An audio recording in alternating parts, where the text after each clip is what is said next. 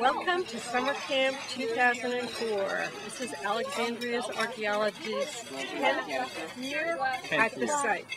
We're up here on Shooter's Hill, a site that was first visited by humans about 5,000 years ago when Native Americans came through this area as hunters, probably hunting deer and small game, when this would have been all a wooded area.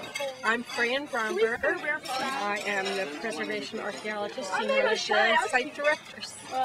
And I'm Steve Shepard, and I'm one of the site coordinators, and I'm Assistant City Archaeologist and beetle catcher.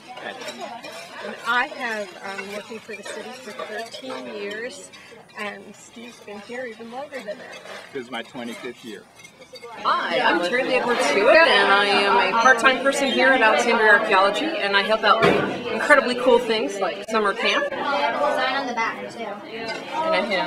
Hi, I'm Barbara Mag. I'm an archaeologist here at the museum, and I'm the collections monitor and curator. We have found some evidence of the Native American occupation, but just little points that would have been spear points and a hand axe and some other remnants of making tools on this property. The first Europeans to settle here came in about 1781 when John Mills built a large mansion on the property. The mansion was then deeded to Ludwell Lee and then to Benjamin Delaney, and it remained in the Delaney family from about 1799 until the 20th century. So one of the reasons that we knew this was a laundry, did anybody talk to you? Why would you think we knew this was a laundry? The artifacts and the records, right. The artifacts. Back in 1797, when Ludwell Lee owned the property, he insured the mansion house along with two small buildings, a laundry and a gardener's house. And the laundry measured about 16 feet by 16 feet, and it was a one-story building. And when we uncovered a stone foundation with that dimension at the site, we knew we had a very significant find, because in addition to the foundation, we found buttons and pins and needles and a baling seal for a bolt of cloth, which indicated to us that the structure we had found was the laundry. And who would have been living and working in the laundry at that time? Right, enslaved African Americans would have been living and working here. Ceramics, pottery, and a lot of the artifacts that we found were artifacts that represented daily life. There were glass and even animal remains that might tell us what they ate, and that kind of information we can't read about because nobody took records about that kind of information.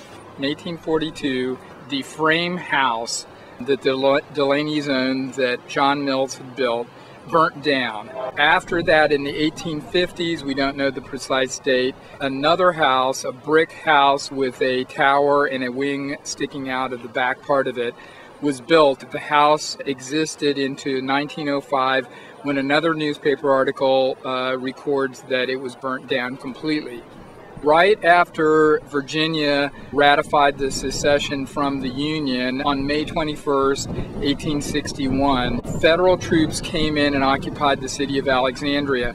The day after that, they began work on a fort that was on a hill that's now on the Masonic property called Fort Ellsworth. Part of that fort still remains on the property, and it shows up as a darker green line in the soil.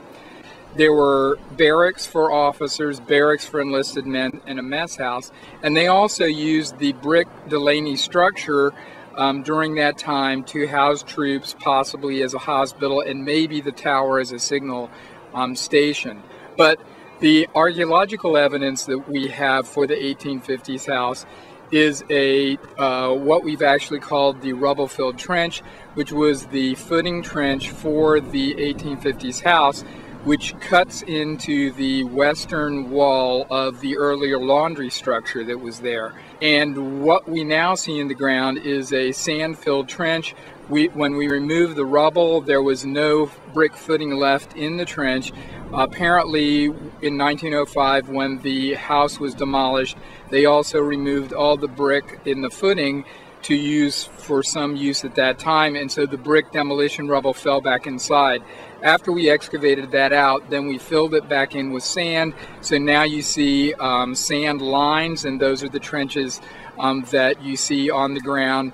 And we have parts of those trenches for 3 sides of the main part of the house and for 2 sides of the wing structure that stuck out to the west.